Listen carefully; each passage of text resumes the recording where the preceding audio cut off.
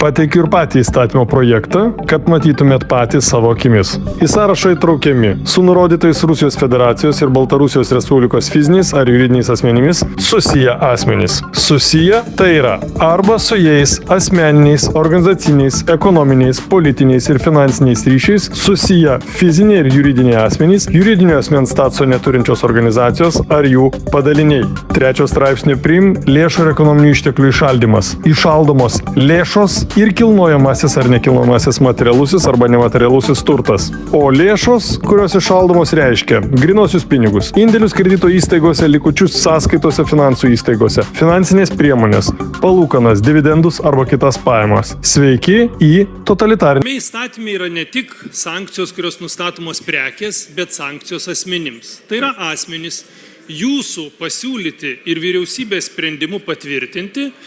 Jų visų turtas yra įšaldomas, kitaip tariant, jie negali naudotis jokių turtų, nei lėšomis, nei asmeninių turtų, nei nekilnojimų, nei jokių kitokių turtų. Įšaldyti turtą reiškia drausti jį valdyti, be jokio teismo sprendimo.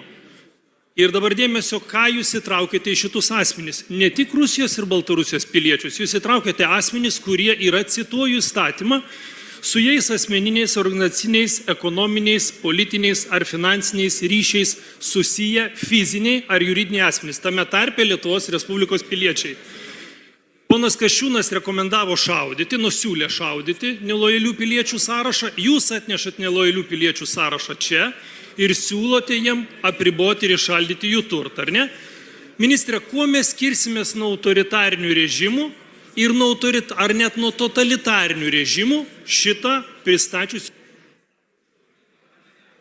Mes privalome skirtis nuo autoritarinių režimų ir pagrindinis skirtumas yra demagogijos lygis, užduodant klausimą ir interpretuojant tai, kas yra pateikta. Ir tai, ką jūs skleidžiate, yra būtent ir tai, nes tai yra tiesiog kiršinimas ir gąsdinimas. Neina kalba apie jokius Lietuvos Respublikos piliečius, kuriam būtų tai taikoma. Antras dalykas, kuo mes skiriamės nuo autoritarinių valstybių, ir jums tas yra puikiai žinoma, tai, kad mes kaip teisinė valstybė turime galimybę kvestionuoti visus priimtus sprendimus, lygiai taip pat kaip ir teisme apginti ir tokį sprendimą, jeigu jisai būtų priimtas. Pratęsiu savo klausimą, kuris buvo adresuotas užsienio reikalų ministrui. Kuo po šito įstatymo priėmimo mes skirsimės nuo autoritarinių, o gal ir jau nuo totalitarinių valstybių, režimų? Niekuo. Ministro teikimu vyriausybė patvirtins sąrašą, kuriame ministro diskrecija įtraukiami visi juridiniai ir fiziniai asmenys, kurie ministro nuomonė yra galimai susiję asmeniniais, finansiniais, turtiniais ir visokiais kitokiais ryšiais su Rusijos ar Baltarusijos piliečiais. Kolegos, jeigu jums sako ir aiškina, kad galima bus šį sprendimą skųsti, tai jūs visi puikiausiai žinote, kiek trunka teismas.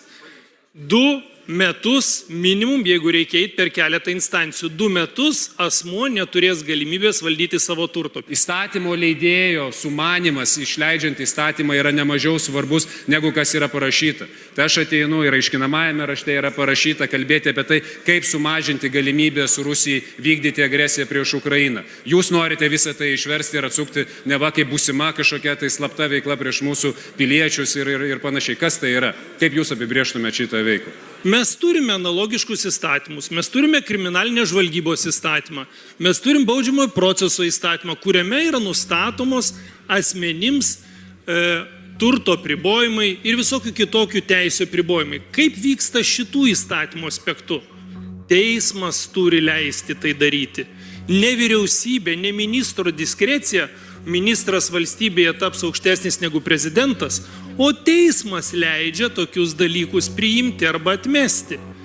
Čia, ką mes turime, mane stebina. Aš kalbu dabar Seime ir netikiu savo akimis, ką skaitau įstatymę. Ir ką ministras sako, kad intencijos yra kitokios, kokios bebūtų intencijos ministro, įstatymą reikia atnešti tokį, kad jis būtų aiškus visiems. Pateikiu ir patį įstatymo projektą, kad matytumėt patys savo akimis. Į sąrašą įtraukiami su nurodytais Rusijos Federacijos ir Baltarusijos Respublikos fiziniais ar juridiniais asmenimis susiję asmenys. Susiję tai yra arba su jais asmeniniais, organizaciniais, ekonominiais, politiniais ir finansiniais ryšiais susiję fiziniai ir juridiniai asmenys, juridinio asmens statuso neturinčios organizacijos ar jų padaliniai. 3 straipsnio prim lėšų ir ekonominių išteklių įšaldymas. Įšaldomos lėšos ir kilnojamasis ar nekilnojamasis materialusis arba nematerialusis turtas. O lėšos, kurios įšaldomos reiškia grynuosius pinigus, indėlius kredito įstaigose, likučius sąskaitose finansų įstaigose, finansinės priemonės, palūkanas, dividendus arba kitas pajamas. Sveiki į totalitarinę valstybę. Motyvai išsakyti, prašom apsispręsti balsuojant dėl įstatymų projektų.